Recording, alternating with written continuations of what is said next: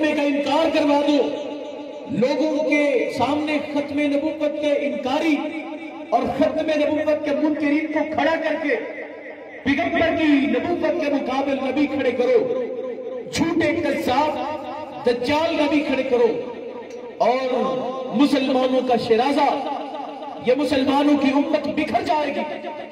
لیکن ان کو کیا پتا تھا میرے رب کا یہ وعدہ ہے، وَالَّذِي أَرْسَلَ رَسُولَهُ بِالْهُدَى وَدِينِ الْحَقِّ لِيُظْهِرَهُ عَلَى الدِّينِ كُلِّهِ وَكَفَى بِاللَّهِ شَهِيدًا۔ میرے رب کا یہ وعدہ ہے، وَالَّذِي أَرْسَلَ رَسُولَهُ بِالْهُدَى وَدِينِ الْحَقِّ لِيُظْهِرَهُ عَلَى الدِّينِ كُلِّهِ وَلَوْ كَرِهَ الْمُشْرِكُونَ۔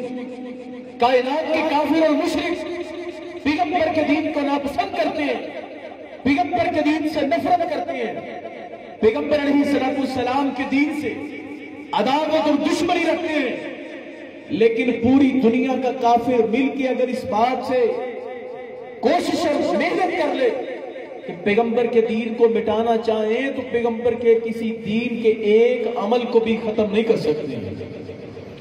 یہ میرے رب کا وعدہ ہے، میرے رب نے اس پیغمبر کے دین کے چراغ کو روشن رکھنا ہے، اور قیامت تو آ سکتی ہے لیکن پیغمبر علیہ السلام کا دین دب سکتا نہیں، دب سکتا۔ یہ اللہ کا وعدہ ہے۔ اور سیدنا ابو بکر صدیق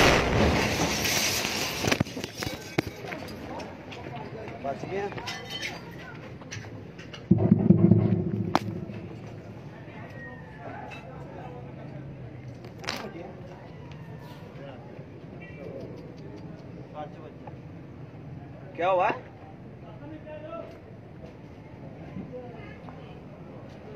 کوئی بات نہیں۔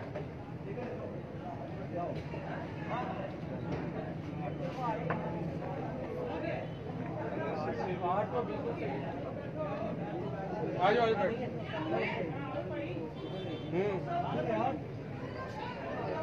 کیا ہوا؟ ادھر کی چوٹ لگی بھائی، گاڑی